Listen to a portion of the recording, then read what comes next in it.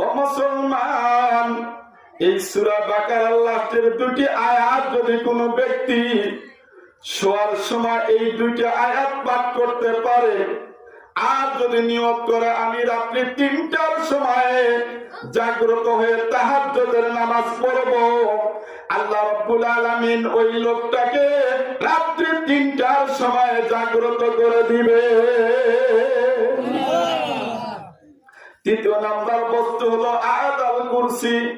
ও মুসলমান ভাইরা, বাবাজিরা, এই আয়াতুল কুরসির কিন্তু অনেক দাম, অনেক মর্যাদা, অনেক ফজিলত।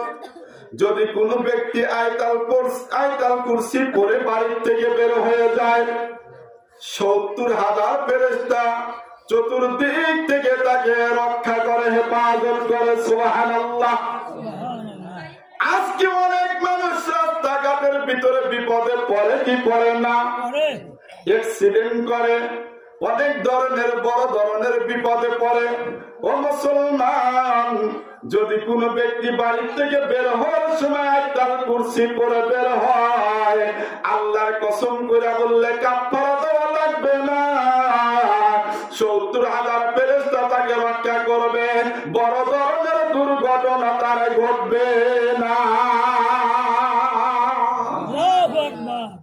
ও মুসলমান ভাইরা, বাবাজিরা, 2 নাম্বার আয়াতুল কুরসির ফজিলত হলো, যদি কোনো ব্যক্তি বাড়িতে ঢোকার সময় এই আয়াতুল কুরসি পড়ে বাড়িতে ঢোকে, মা বোনরা একটু খেয়াল করবেন, শুধু কথা বলেন না, একটু খেয়াল করেন।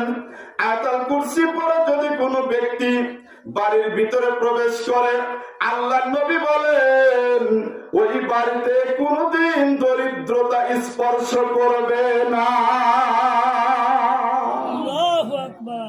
ওই বাড়িতে দরিদ্রতা স্পর্শ করবে না। ও মুসলমান ভাইরা, বাবাজিরা, দরিদ্রতা স্পর্শ করবে না। 3 নাম্বার আয়াতুল কুরসির ফজিলত হলো, যদি কোনো ব্যক্তি ঘুমানোর সময় আয়াতুল কুরসি পড়ে ঘুমা যায়, একজন ফেরেশতা সারা রাত তাকে পাহারা দেয়। সুবহানাল্লাহ। 4 নাম্বার আয়াতুল কুরসির ফজিলত হলো, যদি কোনো ব্যক্তি প্রত্যেকটা ফরজ নামাজের পরে আয়াতুল কুরসি একবার পাঠ করতে পারে, ওই লোকটার জান্নাতে যাওয়ার জন্য একটা মাত্র বাধা থাকে, তা হলো মউত। মৃত্যুর পরই ওই লোকটা আল্লাহর জান্নাতে চলে যাবে। সুবহানাল্লাহ।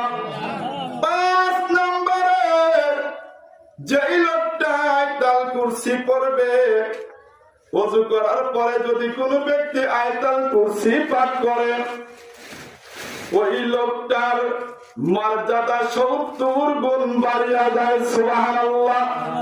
কত গুণ মর্যাদা বাড়ে? 70 গুণ মর্যাদা বেড়ে যায়। মুসলমান ভাইরা, বাবাজিরা, 5টা রাতের ভিতরে একটা রাত হলো রমজান মাসের লাইলাতুল কদর, 2 নাম্বার রাত হলো রজব মাসের 27 রজব, 3 নাম্বারের বছরের 5টা রাতের 3 নাম্বার আরেকটা রাত হলো, আর মাত্র 1 দিন পরে যেই রাত আসতেছে